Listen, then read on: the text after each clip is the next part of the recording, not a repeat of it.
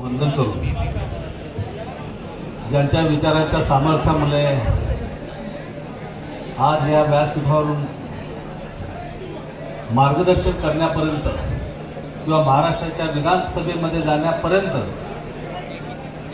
ज्यांनी मला घडवलं ते माझे आदरणीय गुरुवर्य हिंदू हृदय सम्राट सरसेनापती बाळासाहेब ठाकरे, त्याचप्रमाणे ठाणे जिल्ह्याचं श्रद्धास्थान धर्मवीर आनंदजी दिघे साहेब यांच्या पवित्र स्मृतीस अभिवादन करून आजच्या आपल्या ह्या भिवंडी लोकसभेच्या निवडणूक पूर्वी आढावा बैठकीसाठी उपस्थित असलेले सर्व सन्मान्य मान्यवर, समोर उपस्थित असलेले सर्व निष्ठावान शिवसैनिक बंधू आणि भगिनींना, खरं तर या ठिकाणी आम्ही बोलण्यापेक्षा तुम्हाला ऐकण्यासाठीच खास करून हे या मेळाव्याचं आयोजन आमचे सन्माननीय तालुका प्रमुख दानके साहेबांनी केलेलं आहे. तुमच्या भावना काय आहेत आणि त्या भावना जाणून घेण्यासाठी किंवा तुमच्या ज्या काही अडीअडचणी असतील त्या जाणून घेण्यासाठी या मेळाव्याचं आयोजन केलं गेलेलं आहे.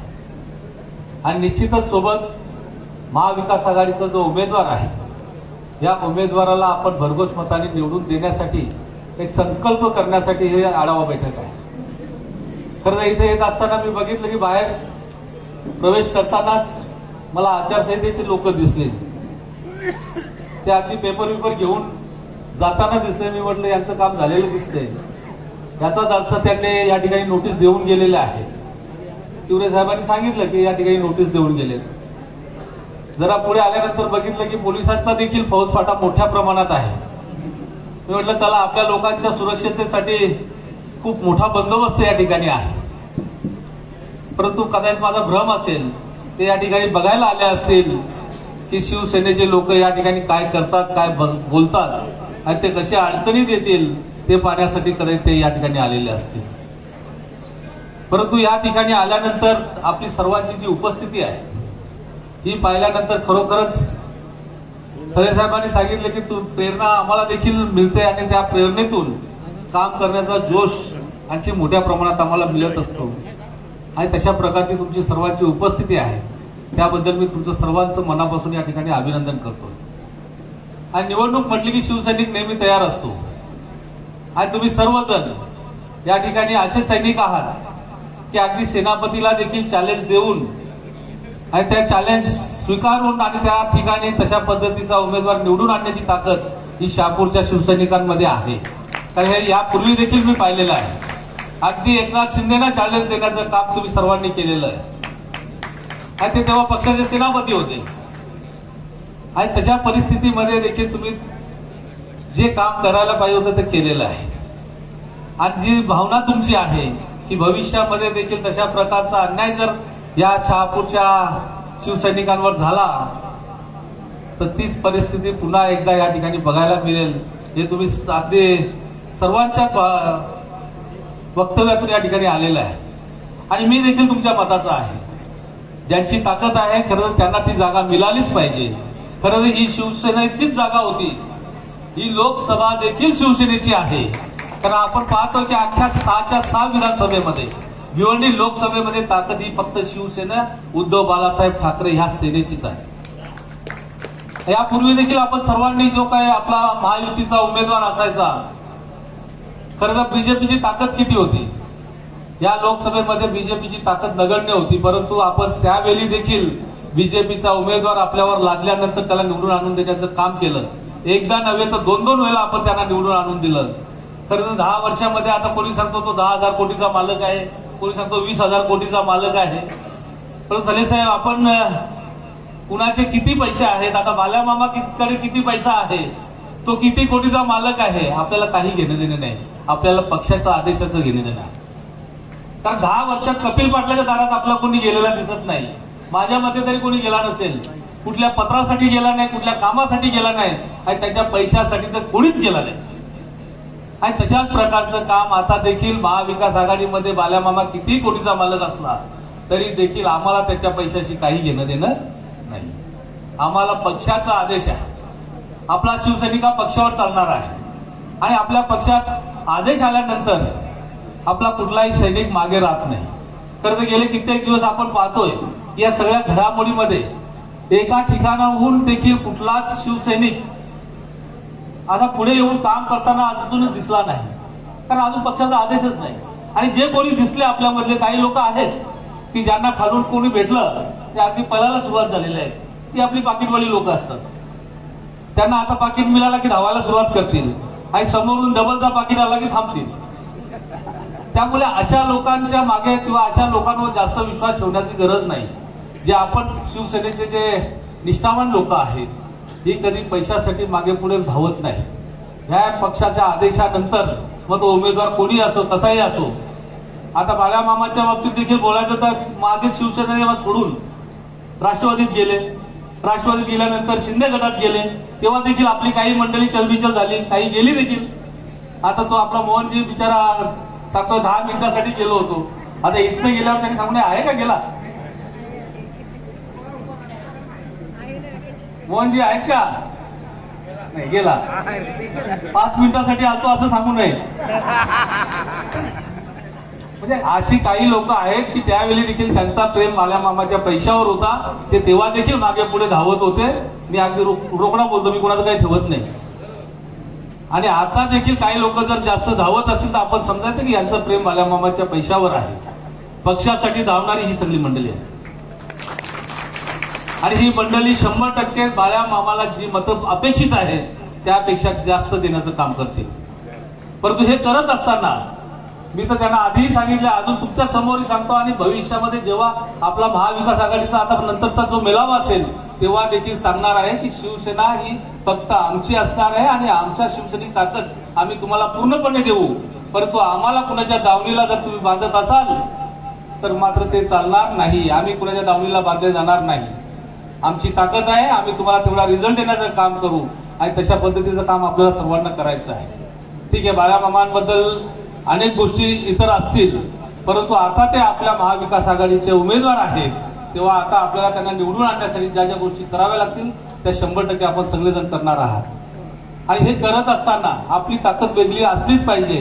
त्याला कारणच असं आहे की आपली ताकद ही वेगळी जेव्हा दिसते ह्या अशा पद्धतीने, तेव्हा भविष्यामधलं जो विधानसभेची जागा आहे ती जागा आपल्याला 100% मिळालीच पाहिजे. आणि ती मिळाली नाही तर जे तुम्ही सांगितले तुमच्या मताशी मी देखील तेव्हा सहमत असेल. खरं तर एक वरिष्ठ म्हणून हे बोलू नये, परंतु तरी देखील कारण तुमची जी भावना आहे या भावनेचा आदर झालाच पाहिजे. आज जशी आपली ताकद असतानाच देखील सीट गेली, आपल्याला समजा महाविकास आघाडीमध्ये राष्ट्रवादीला द्यावी लागली, कारण सिंधुदुर्ग पासून ते पालघर पर्यंत सर्व जागा ह्या शिवसेनेला होत्या. आणि शिवसेनेला असल्यामुळे त्यातली ही एकच जागा आधीपासून खरं तर आपल्यावर नेहमीच अन्याय होतो भिवंडीकरांवर, भिवंडी लोकसभेतल्या सर्व लोकांवर. यापूर्वी देखील काँग्रेसची सीट असायची तेव्हा देखील त्यांना एक वेळा समर्थन दिलेलं आहे. महायुतीमध्ये बीजेपीचे आपले शिंगासाहेब असायचे, वनगासाहेब असायचे, तेव्हा देखील आपल्याला त्यांचं काम करावं लागायचं. त्यानंतर युतीमध्ये कपिल पाटील 2दा आले, आपल्याला तेव्हा देखील त्यांचं काम करावं लागलं. आता ही महाविकास आघाडीमध्ये आपण बाळामामाचं काम करणार आहोत. परंतु जी 10 वर्ष कपिल पाटलांनी ज्याप्रमाणे आपल्या लोकांनी ताकदीनं निवडून दिल्यानंतर फक्त त्रास आपल्याच लोकांना द्यायची कामगिरी केली ती बाळामामांनी करू नये हे आजच आपण त्यांना ठणकावून सांगणार आहोत. जिंकल्यानंतर जर तुम्ही आमच्या लोकांना त्रास देणार असाल तर मात्र आम्ही जिंकून देऊ शकतो, तसं पाडू शकतो. आज बाळामामाला जिंकून देऊ शकतो कारण आपण किंग मेकरच्या भूमिकेत आहोत. बाळामामाला जिंकून देऊ शकतो आणि कपिल पाटलाला पाडू शकतो. ही ताकद तुमच्यामध्ये आहे, ही शिवसैनिकांमध्ये ताकद आहे.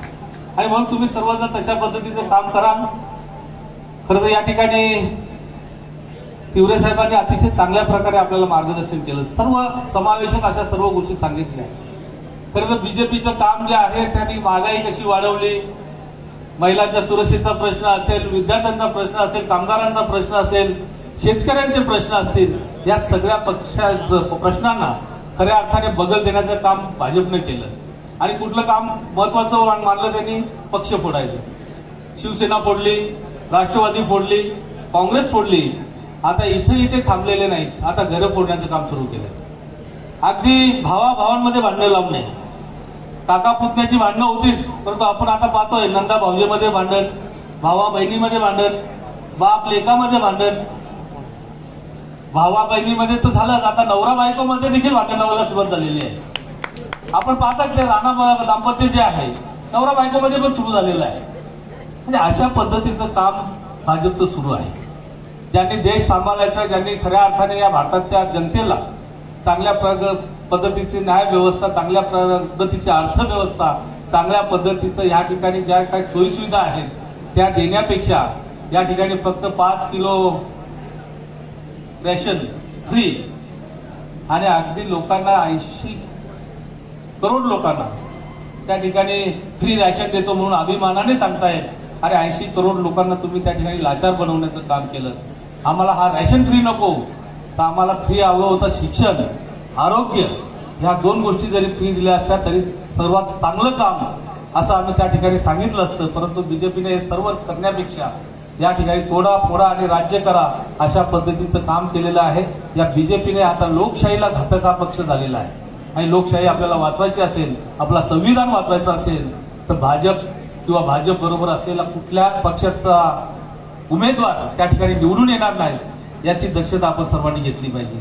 आणि तशा पद्धतीचं काम करते या शहापूरमधून तुम्ही करता आहात. या संपूर्ण लोकसभेत नवे तर आजूबाजूच्या ज्या आपल्या लोकसभा आहेत त्या ठिकाणी देखील आपले जे उमेदवार आहेत त्या ठिकाणी आपले कोणी नातेसंबंधित लोक असतील, त्या ठिकाणी आपले कोणी मित्रसंबंधाचे लोक असतील, त्यांना देखील आपल्याला सांगायचं की आपल्याला यावेळी बीजेपी आणि बीजेपी बरोबर असलेल्या पक्षाच्या लोकांना त्या ठिकाणी पाडायचं आहे. आणि त्यासाठी आतापासून आपण कामाला लागलं पाहिजे आणि तशा पद्धतीचं आपण काम कराल अशी मला पूर्ण खात्री आहे. या ठिकाणी आपल्या जागेबद्दल शिवसेनेला ही जागा मिळालीच पाहिजे ह्यासाठी मागे माननीय उद्धव साहेबांकडे देखील आम्ही सर्वजण असताना ती चर्चा झालेली आहे. आणि जे जे काय बोलायला पाहिजे होतं ते सर्व आम्ही सर्वांनी बोललेलो आहोत. आता फक्त या लोकसभेमध्ये ही महाविकास आघाडी आहे तोपर्यंत आपल्याला महाविकास आघाडीचं काम करायचं आहे.